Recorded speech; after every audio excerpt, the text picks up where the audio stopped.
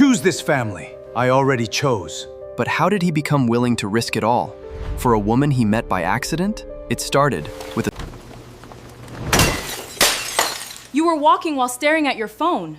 Do you know who I am? Should I? No. The billionaire CEO stood before his entire family, surrounded by shareholders, executives, and the people who had spent his entire life telling him what to do. His father stared at him.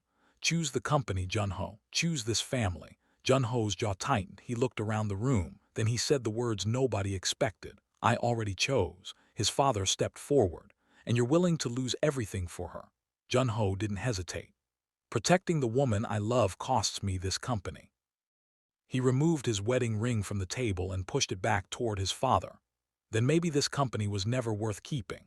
How did a billionaire CEO become willing to risk his family, his fortune, and his entire future for a woman he met completely by accident? It started 3 months earlier, with a spilled cup of coffee. Before we continue, if you love emotional romance stories with unexpected twists, subscribe to the channel. You don't want to miss what happens next. Rain poured over Seoul. Inside a small cafe near Gangnam Station, Amara Boateng was finishing another exhausting shift.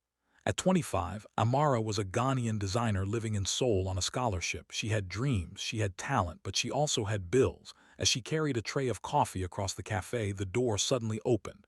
A tall Korean man entered, dressed in an expensive black suit. His phone was pressed against his ear. "Cancel the meeting," he said coldly. "I don't care what time it is in New York."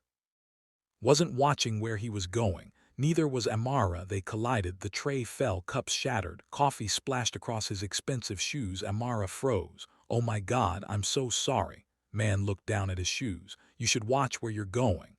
Amara slowly looked up, then she glanced at his phone. "You were the one walking while staring at your phone." Stared at her, she continued picking up the broken cups. "But sure, let's blame the woman holding the tray." For the first time that night, the powerful Jun-ho Kim had no answer. "Do you know who I am?" he asked. Amara shrugged. "Should I?" He almost smiled. "Good." She handed him a towel. "Your shoes survived. Congratulations." Jun-ho stared at her. Nobody spoke to him like that, nobody. He left without giving her his name. Neither of them knew that this 5-minute encounter would change both their lives. 1 week later, Jun-ho walked into a design presentation at Sungjin Tower. His assistant, Min-jae, handed him the presentation folder. "Your design team is ready, sir." Jun-ho opened the folder, then stopped. Amara Boateng, the meeting room doors opened. Amara walked in holding her tablet. She looked up, her eyes widened. "Mr. Kim Jun-ho." Jun-ho leaned back. "Coffee girl." She raised an eyebrow. "Designer." A few executives looked confused. Amara continued. "We can discuss the coffee after my presentation." Jun-ho almost smiled. She began presenting her design. Executives weren't impressed. "This doesn't look luxurious enough," one executive said. Amara remained calm. "Luxury isn't just marble and gold." She pointed at her design. "Luxury is making people feel like they belong." The room became quiet. Jun-ho looked at the presentation again, then at her. "Approved." Everyone stared at him. The executive protested. "But sir," I said approved. The meeting, Jun-ho caught up with Amara. "You didn't back down." "I supposed to?" "No." He paused. "I liked it." Amara smiled. "Thank you." Jun-ho looked surprised. She laughed. "You do know how to say thank you." That was the moment something changed. He didn't know it yet, but he was already falling for her. Over the next few weeks, their professional meetings slowly became personal ones. A business dinner became coffee, coffee became walks, walks became evenings beside the Han River. One evening, they sat together eating street food. Amara looked at him. "For a billionaire, you eat like a broke student." Jun-ho laughed. "Grandfather taught me never to forget where money comes from. Hard work, sacrifice." Looked at the river. "He also taught me that wealth without humility is just noise." Amara smiled. "I like your grandfather. He would have liked you." "Why?" "He hated people who agreed with everything I said." She laughed. Their hands slowly moved closer on the bench. Neither pulled away. Jun-ho looked at her. "Amara." "Yes. I don't know when it happened." "When what happened?" "When I started looking forward to seeing you more than I look forward to anything else." Her smile faded into something softer. "Jun-ho, I know." Reached for her hand. This time she let him. One afternoon, Amara was working inside Sungjin Group's archive room. She was reviewing old company documents for an anniversary exhibition. Then she found an old photograph. Her heart stopped. A younger version of Jun-ho's father stood beside a Ghanaian woman. Amara knew that woman. It was her grandmother, Amara Boateng. Behind the photograph was an old business document, a partnership, Sungjin Group's early expansion into West Africa, but something was wrong. Her grandmother's company had never received the compensation promised in the agreement. Amara whispered, "What did your family do?" She took a photograph of the document, but someone was watching her, Tae-young, Jun-ho's cousin, and the man who had spent years believing the company should have been his. He smiled. The coffee girl found the family's biggest secret. That evening, Jun-ho's father confronted him. "You need to end this relationship." Jun-ho stared at him. "Why?" "Because she is a foreigner working for this company." Jun-ho's expression hardened. "That's your reason? It's about the shareholders." "No, it's about control." His father slammed his hand against the desk. "You have no idea what you're risking." Jun-ho stepped closer. "Then tell me." His father said nothing. Jun-ho realized there was something his father wasn't telling him. This about Amara's family. His father's silence answered the question.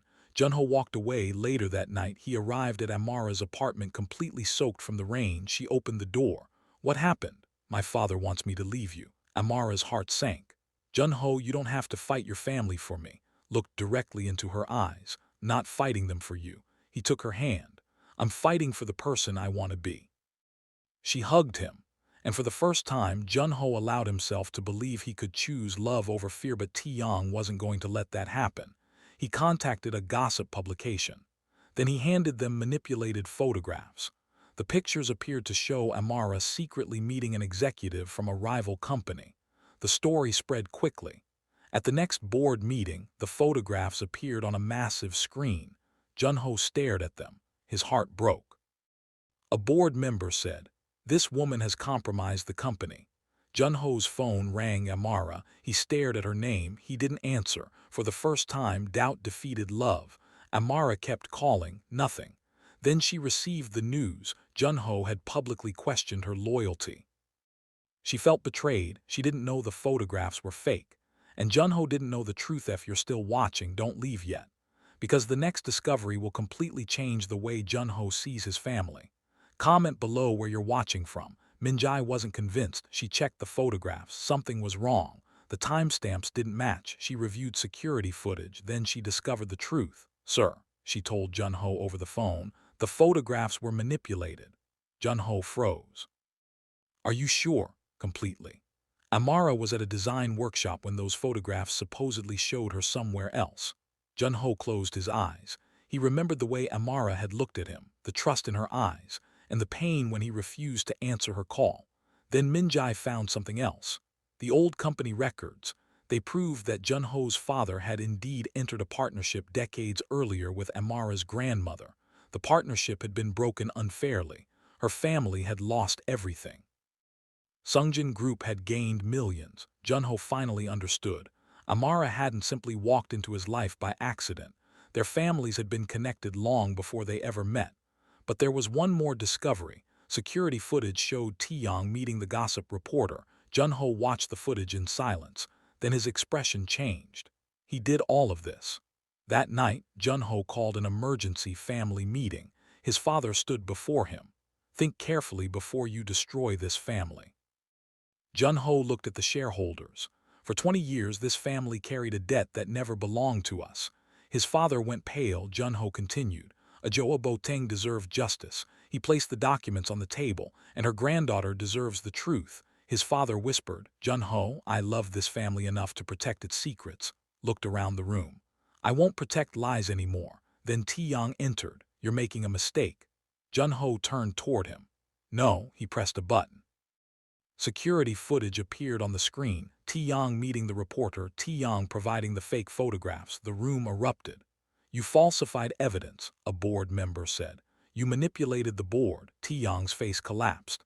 "This company should have been mine," Jun-ho answered calmly.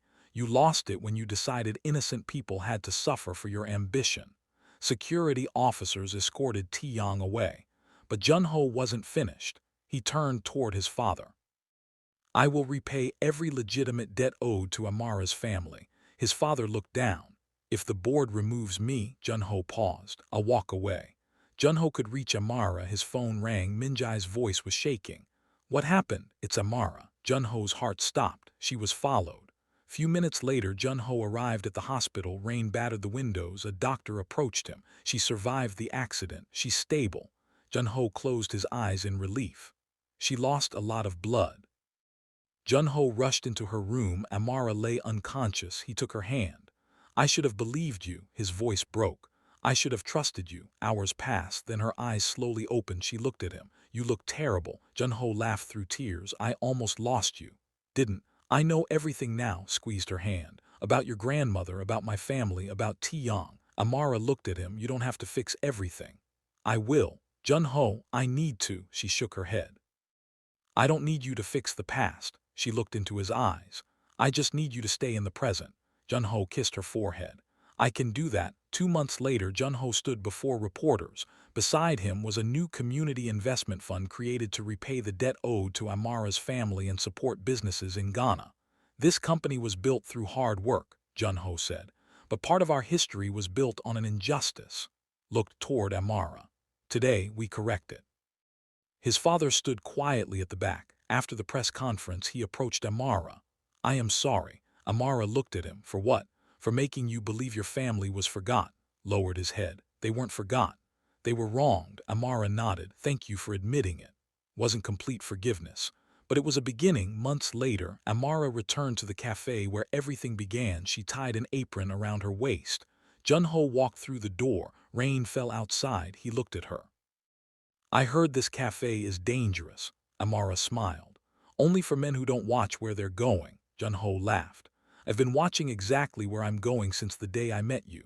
Walked toward her. This time there was no spilled coffee, no misunderstanding, no secrets, just two people who had survived everything that tried to separate them. Jun-ho reached across the counter and took her hand.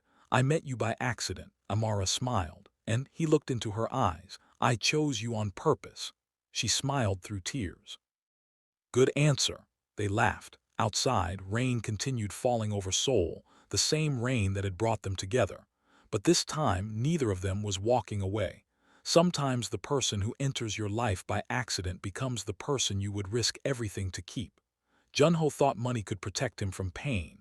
Amara taught him that love requires something money can never buy, courage. And in the end, he didn't lose everything for love. He found what truly mattered. If this story touched your heart, like the video, subscribe to the channel, turn on notifications, and tell us in the comments, would you risk everything for the person you love? Until the next story, stay with us.